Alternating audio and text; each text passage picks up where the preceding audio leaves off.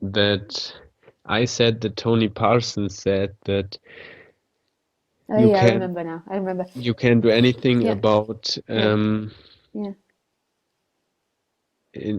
in quotations enlightenment, yeah, meaning the falling off of the I dream. yeah.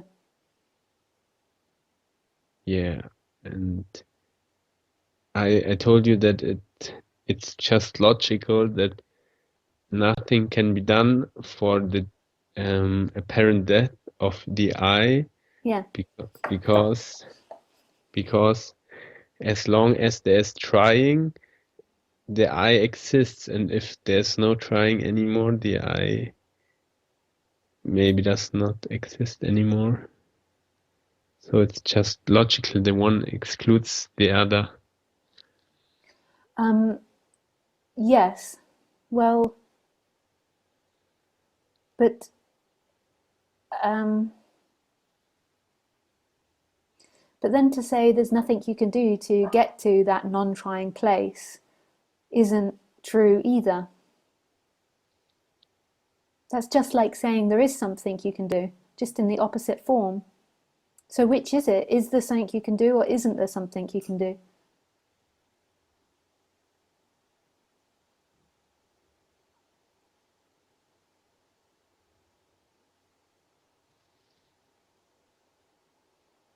Is it a question? Yeah.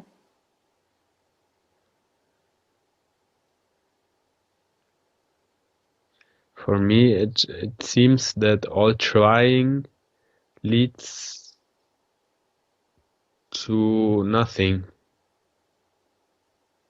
Well, that could be. That could sound very positive. All trying leads to nothing. Woohoo! Like nothing as in It wholeness. leads. Uh, I mean, it seems not to lead to the death of the I. It rather enforces the I, the sense of being someone. The more I try, But what do you think is going to happen if you think that all spiritual trying isn't it? What do you think you're going to do?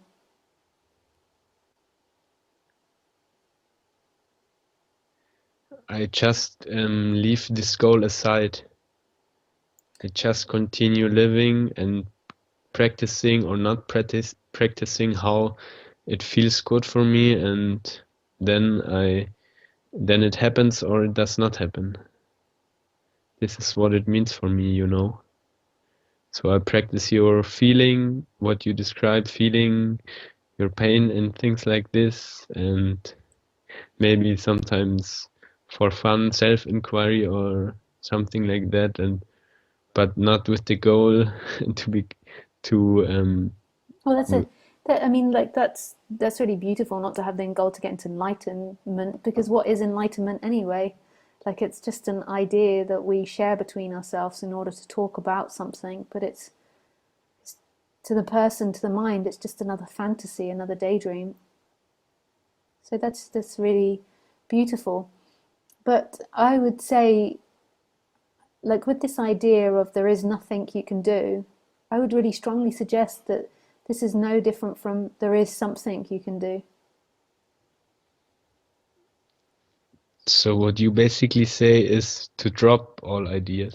Well, you can't drop all ideas because ideas are going to come when they come, but it's just that neither are true. It's not about doing or not doing. It's way more complicated and simple than that in a way. Like the idea that you can do this and you can enlighten yourself is a useless idea. The idea that you can't enlighten yourself is a useless idea. Yeah. Like both of them are useless. Like the one that says I can't, the people that are attracted to I can't are normally ones that feel more victim and have lower self-esteem, and the ones that are attracted to I can normally have higher self-esteem. And Uh-huh, sometimes uh-huh. we flick between two. When we feel low about ourselves, we say we can't do it, and when we feel high about ourselves, we say we can do it. But neither's actually Uh-huh, uh-huh. relevant to the subject. We're only ever drawn to what suits us as a person. Like we're drawn to the concepts which suit us as a person in that moment. And if we feel low about ourselves, then we're into more depressive stuff. So to identify with anything about spirituality is nonsense, but you can't stop identifying yourself. But what you can do is you can be aware of that. But when you're attracted to a concept, normally underneath that concept, maybe you feel disempowered, or maybe you feel lack.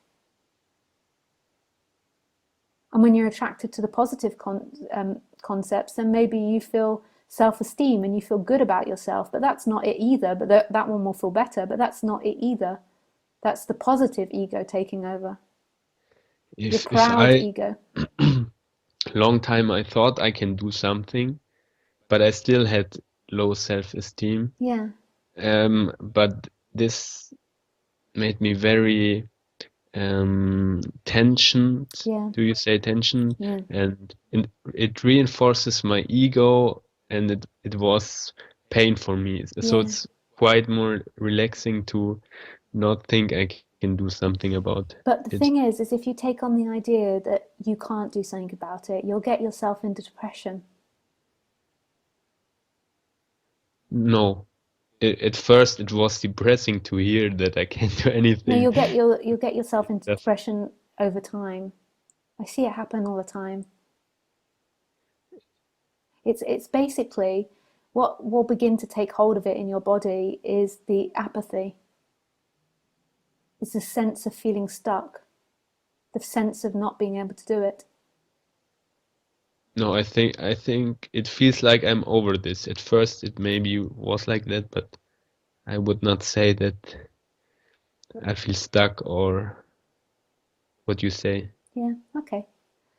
It's just I Yeah. see it's But happened so many times to people with these teachings, and and it's just a misunderstanding, and it's just the ego taking over or the separate self taking over, but in the negative.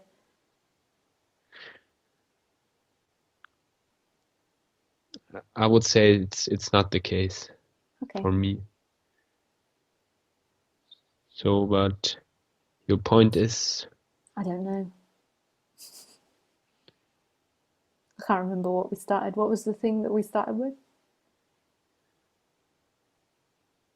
if there can be done anything about Oh yeah. So which one's true? vanishing. If there can be something that's done, or there can't be. Which one's more true?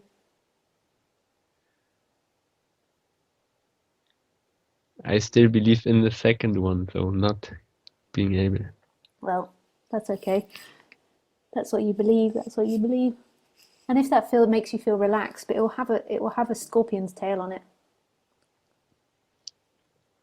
Tony always repeats it, and his pupils in quotations.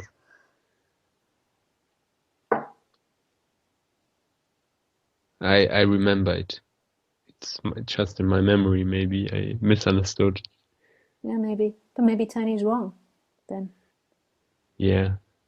It will So have a scorpion's tail, I assure you. Any idea which feels good today will feel bad tomorrow. You can't wear anything to go home. There's a beautiful quote actually that I found the other day. I'll read it to you. Just I have to pull it up 1 second. So most probably let's have a look.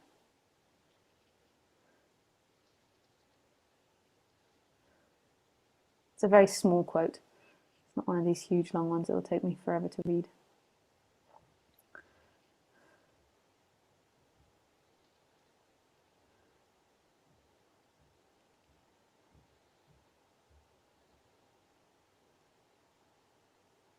A truth can walk naked, but a lie always needs to be dressed.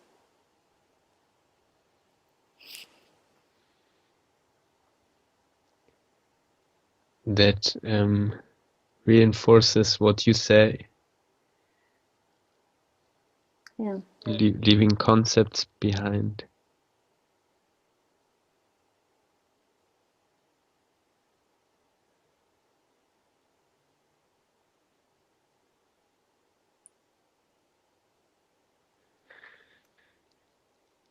Yeah, maybe there's not much sense in it to think about it. It just takes No. energy and Yeah. leads. This much. is what's happening. This is what's important. What's actually happening now. Not getting the right non-dual concepts. You never will. Yeah. They're just helpful for seeing what's not true. They're not helpful for becoming a new truth. And screw all of us teachers. Well, in the sense of like, don't take anything that we say as a truth, because it's not. No one can tell you the truth, even if they say they can. Even if they say that their truth is more truth than other people's truth, nobody can tell you a truth.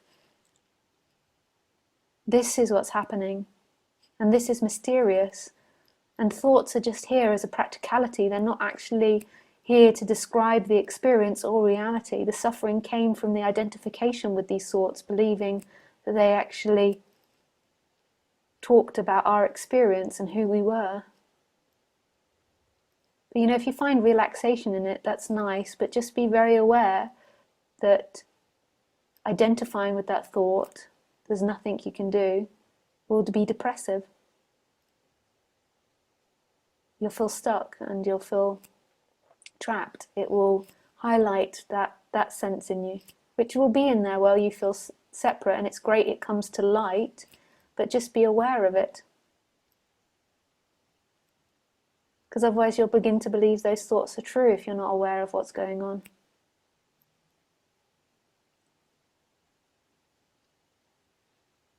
You said I have to be aware of what's going on to If you're realize if truth. if you're not aware, it's not that you have to be aware to realize truth, but if you're not aware of what's happening, then you'll go into cycles of stories. You'll fall into cycles of stories.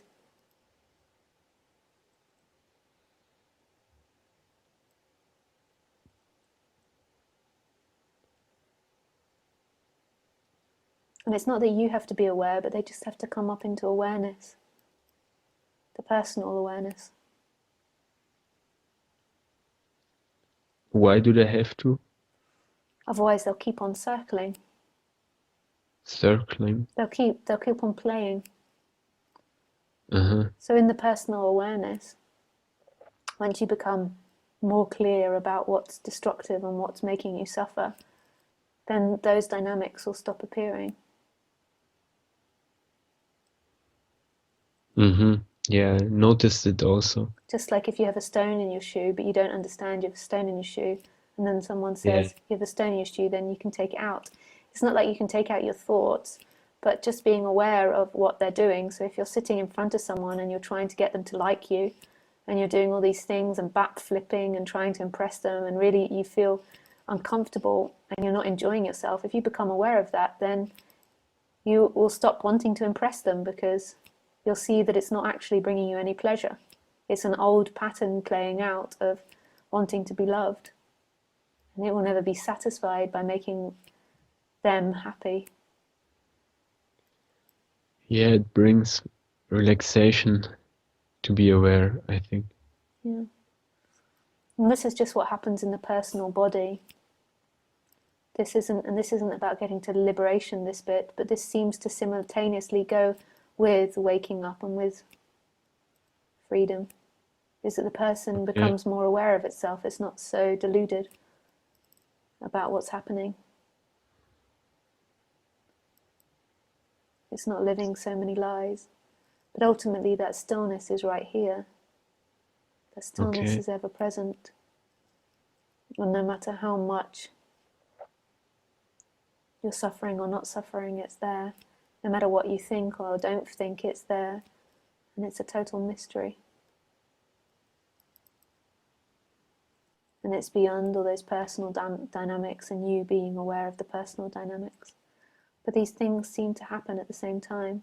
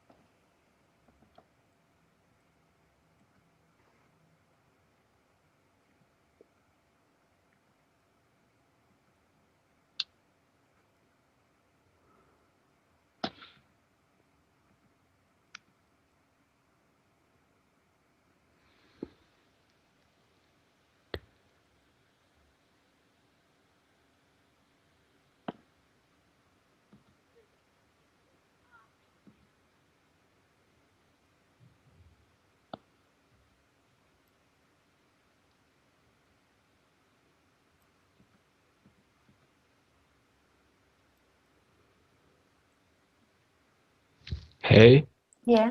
Liz, you're back. Okay, there was a connection problem, I think. Oh, really? I thought that I'd just stunned you into silence. I thought you were just in silence. Hello? Oh, okay. It it was told on my screen that the connection was lost. Oh, yeah. However, so for you, it simultaneously appeared that you became more and more aware of your patterns Yeah. and this stuff, before you awakened in Yeah. quotations. And it carries on the becoming more aware of Lisa's patterns. Like that carried on after that big change happened. So there's greater and greater understanding ever since that awakening of what it is to be woman, what it is to be Lisa, what it is to be in this society.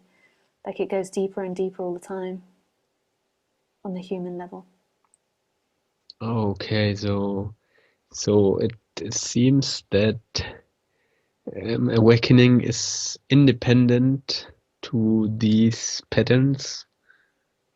Well, it is in one way independent, but I rarely meet people that are totally ignorant of their patterns and their behaviors prior to awakening. I mostly meet people that are really understood, that they think, that they have feelings, that it doesn't mean it's true, that your projections aren't true. It doesn't mean that they've stopped acting them out, but that they normally have great understanding of what it is to be human more than most of our society, and they understand seeking and they understand looking for God in things. But Mhm. but my patterns still go on, and Lisa still sometimes gets caught in old patterns. And it's Mhm. not even that she gets caught in old patterns. You can't even really say it like that, because Lisa is Lisa, and she might respond out of fear or anger, but it's not really old patterns. It's just being human. And these things, I think that over time, when that change happens, that these things integrate more and more into the body, so you become more and more open as a human. But Mhm. at the same time, it's not really a place which you can arrive at or end at and say you're done, because there's always possibility to evolve as a species and to Mhm. change. Even though ultimately there's nowhere to get to and there's no destination, we we are animals that, by the nature of us, we're learning and updating. That's what the human does. It understands, it learns, it updates. That's what most animals do. And they evolve to that principle. So I think this is something that, and I love that idea that on the human form, you never can have an enlightened being. You can never say this one's more enlightened than the other. On the human form, there can be that energetic awakening that happens, and some people that hasn't happened to, and some people that has. But then after that, there's this change that can keep growing into humanity. And we might be, if it goes into humanity in thousands of years' time, we might be really different species with that realization.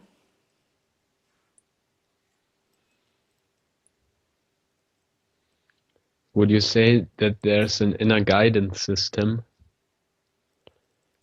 that, It depends how you use that. I mean, yes like and no. intuition, like intuition? Yeah, but it's not your intuition. It's not your inner guidance. It's there all the time. Like it's happening. But we often see ourselves in relationship to it, that we're in relationship with our inner guidance, but actually all there is, in a way you could say, is inner guidance and the flow. Because in my case, I always feel like being so disconnected from my intuition or inner guidance. It's not really inner guidance. It's basically what happens is the person just becomes more and more honest. So you don't have to get more in touch with your inner guidance as a positive. You just have to be more honest with your lies and Uh-huh, see that uh-huh. they're not true. So, often when you're in front of people, so say if we take that for an example, you meet new people, often we have a dynamic that we feel we need to chat or cover the silence. And often the reason that we do it is because it actually creates more distance between us. It makes us feel more separate, so therefore we feel more safe. So in a way, we often chat not to connect, but we chat to disconnect. Not all the time, it changes. And so all that needs to happen there in that instrument is just becoming aware of all these dynamics. So when you're in front of people, like just seeing if you want to chat or not. If it's uncomfortable, then more than likely you don't want to chat, or you're trying to chat in order to get something from that person.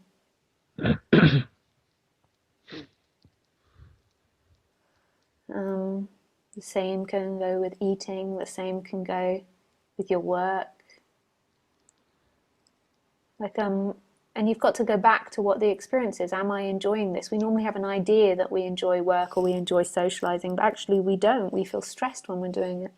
So just investigating it. So it's not that you've got to find your inner guidance, you've just got to see what's not true, what's the lie.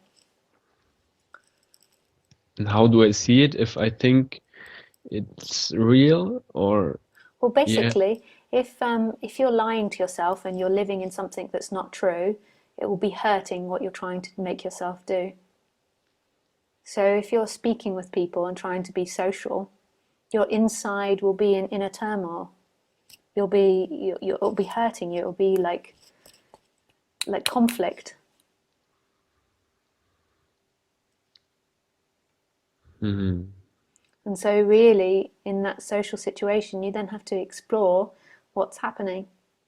And more than likely, it's because a lot of the time in social situations, you're trying to get love. And trying to get love from an object isn't your natural flow. Your natural flow is to move to that which is pleasurable, but not to try and find home in those things. That's the lie. That's what sends you off course, is that you're trying to get love from things, and it will never work. So just keep exploring what's happening, and you can tell when it's going offline because you feel contracted and it's hurting. You're not, because you're resisting it. You can just feel it. And it's happening all the time. So you might be having a conversation with someone and someone says, oh, you're angry. And then your instant response is, I'm not angry. Da, da, da, da, da. How dare you say that? And then actually you feel inside and you can feel that conflict. But we often are living in our story. So in that story, we wanted to be a nice person. So we didn't want to be seen as angry. So then when we were seen as angry, it doesn't match with what we want to be. But we want to be something and we want to be somebody in order to be loved. And love is your nature. So just see those dynamics playing out. Be honest with yourself. Not mentally honest with yourself, in your body, in your sensations. Mm-hmm. For me, it's mostly about decisions. Yeah. I don't feel any preference for one option. It's just uh, fear maybe to choose the wrong or something that will hurt. Yeah. You do have a natural preference, it's just shadowed by the fear. Yeah, it is, I think. So then you just keep needing to explore what's at the root of that fear. Maybe suffering, fear of suffering. That I have. I would say that at the root of it is the fear that you're alive, that you can take it slowly down in steps. So when you come across that decision, you can just be honest with yourself about the decision that you're afraid of, and then just keep being more and more honest, because they won't like me, because I'll be alone, because I'll be moneyless, because I'll be kicked out of society, because I will die. And when you get to because I will die, you know that you're afraid of being alive, because you're not ultimately who you truly are, can't live or die. And so to die means that you are alive, but you're not. Alive, you say alive? Yeah, but you're not. You're not alive and you can't die. This instrument isn't alive. What is alive and looking now is that boundless freedom. This instrument is like a microphone, The microphone doesn't hear, it's us that hears from the speakers. It's an instrument. It's an instrument. Yeah. So this is an instrument. It's like a microphone or a camera. And it's not the camera that sees and it's not the microphone that hears. So right now, what is it that hears and sees? Nothing, maybe. Yeah, not a thing, yeah. Or you could say everything. Or everything.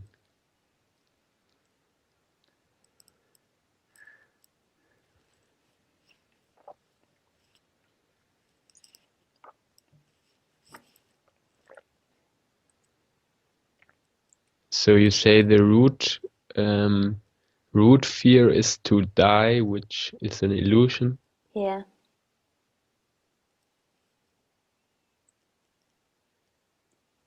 You cannot die because you've never been alive. Isn't that beautiful?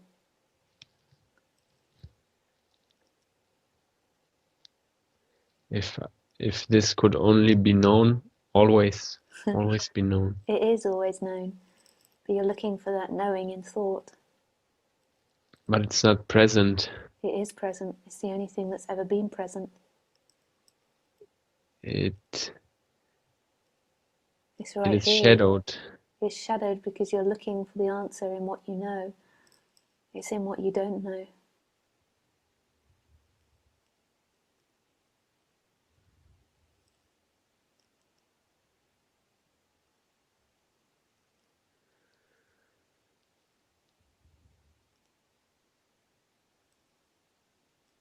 I, for example, have to decide between two flats now. Yeah.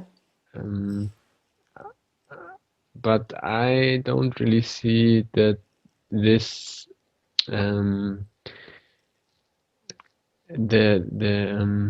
uncertainty which one I want to choose, I can't trace down to the fear of death, to be honest. It's more like I fear to have to suffer in the end, that I don't like the flat, that I blame myself, things like this. Okay, so just go into that feeling. Do you feel that feeling in your body? Oh yeah, I do. In the Whereabouts? heart. My In the heart heart. is like pain. Yeah. Okay, so you so this feeling comes from the sense that you will not be loved. If you suffer, you will not be loved. If you pick the wrong thing, there's something wrong with you, and that you will experience pain from it, and that you're not loved. That's why it hurts in the heart area. I'm not loved. It's not clear to me. I let it sink in. So we can work through it. So if you just shut your eyes Yeah, and just think of both of the flats, yeah. and what happens if you pick the wrong one? I will have to blame myself, And what's wrong with I think. blaming yourself? Oh, blaming hurts very much. It's like I'm in a deep black hole then. Yeah. Maybe it's a bit like And self-hatred. what do you blame yourself about? Like in what way? You say that you're a failure? Um, Maybe some years ago I insulted myself, but in the meanwhile it's more energetical, but maybe I say what do I say to myself? Um,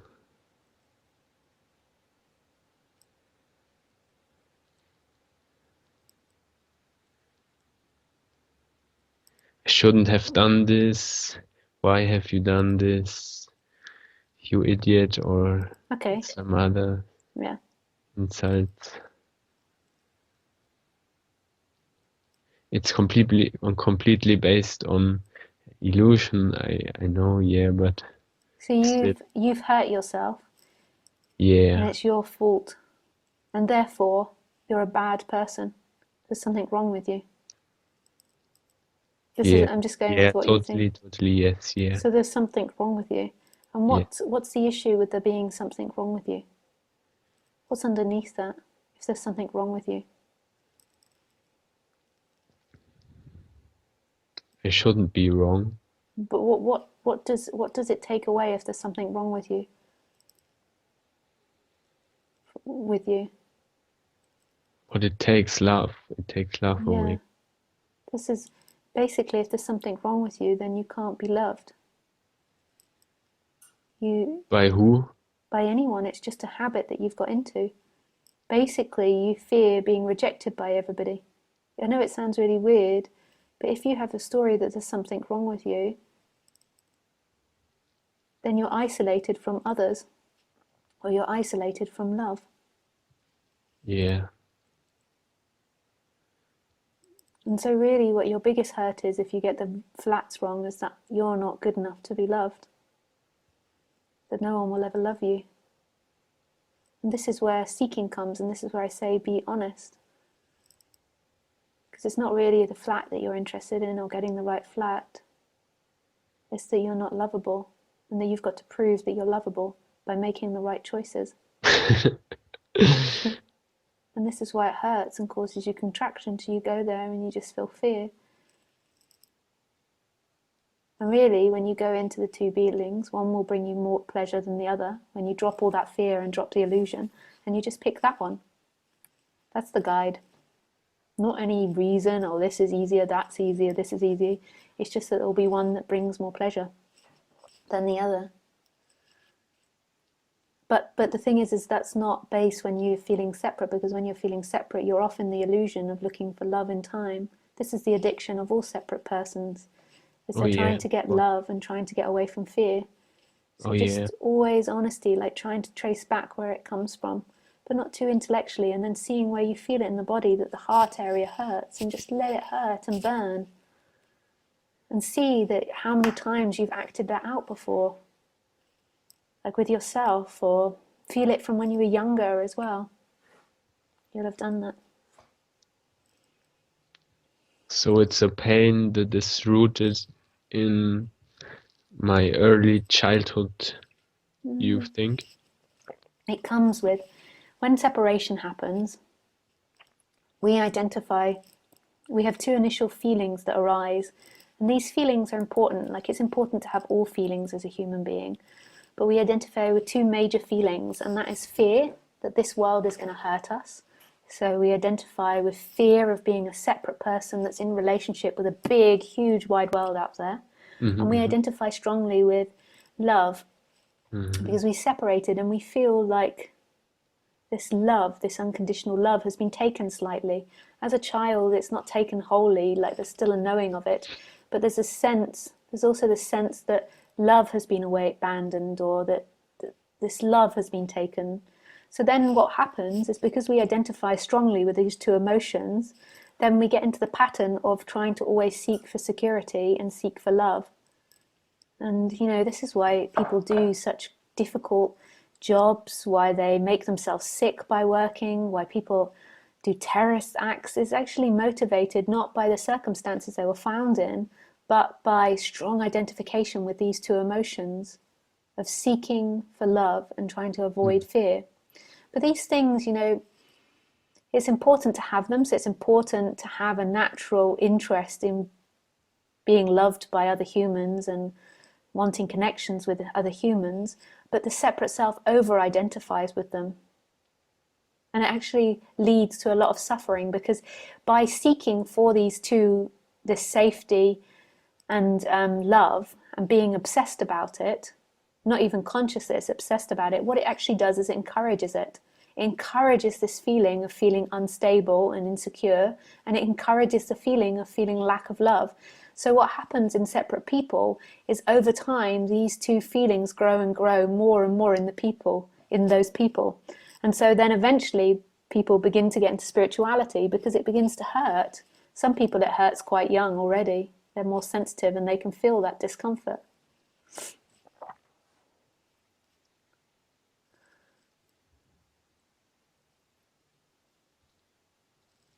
And there's nothing, I'm not saying in any way stop seeking for these two things. I'm just pointing out the dynamic. Well, you feel separate, in a way you have to seek for these things. Like if you try and stop seeking for them, what you'll do is you'll make that body mind depressed. Or you'll identify with, I can't get it. It's pointless. I'll never get there.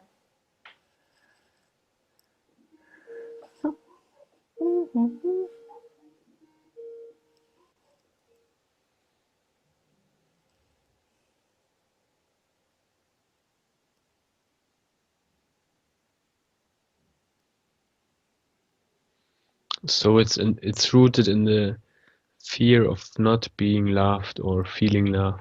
Yeah, that's what it is. That's why you get so tense over it. And just from learning that many times, as a kid, feeling stressed about this and it just being Oh yeah. encouraged and Oh yeah. encouraged. Yeah. And so Strong. now you've got a fear of it. And so therefore you can't naturally choose. You're choosing through the lens of, I'm going to make a mistake, or an over emphasized fear of it.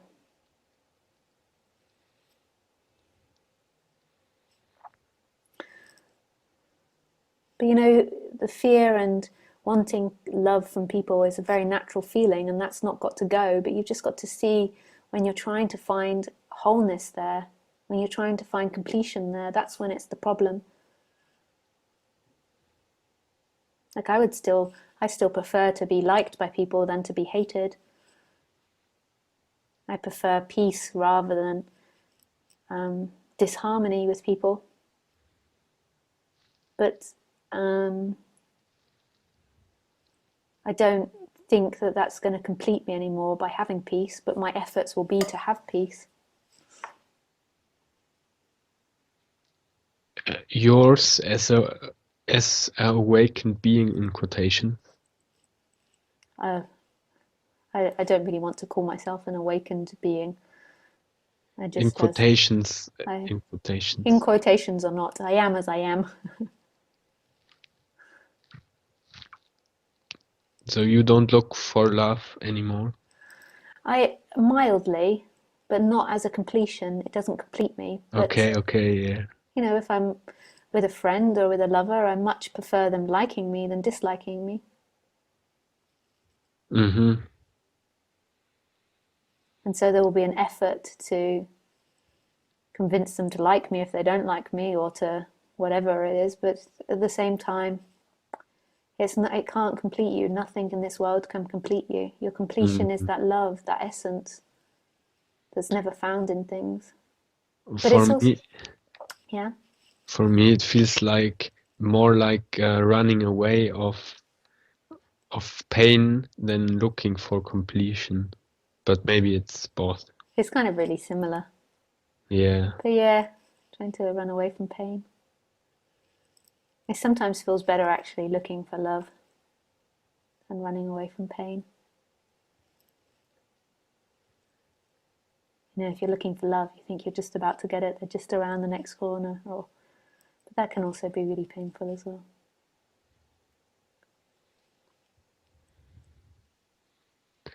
Okay, Lisa, thank you very Thanks, much for your Sebastian. X-course. Nice to speak with you Thanks, again. you Thanks. you brought Bye. some light into my patterns. Nice. I'm grateful for that.